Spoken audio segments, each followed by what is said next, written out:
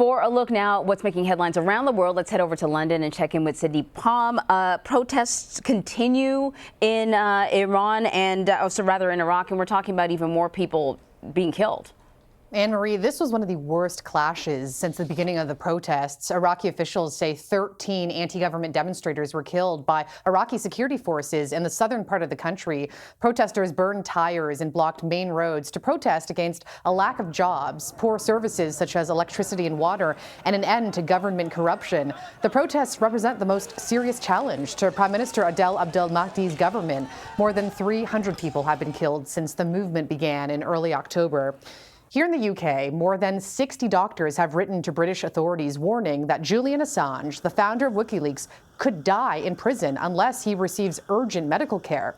Assange is serving a 50-week sentence in a high-security prison outside London for jumping bail. He's also fighting an American extradition request alleging he committed espionage by publishing classified U.S. information in 2010.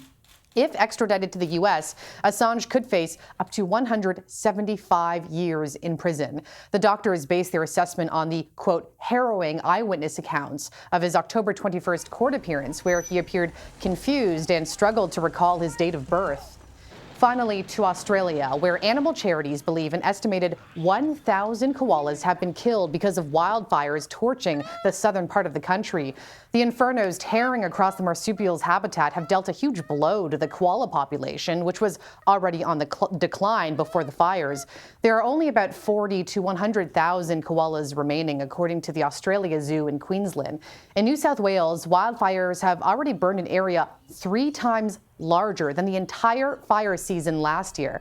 The fires are being fueled by high temperatures, strong winds, and the worst drought in decades. And to make matters worse, Anne-Marie, summer isn't even here yet in Australia. It doesn't actually start until December 1st. Oh, man, it's such heartbreaking stuff. Cindy, thank you so much.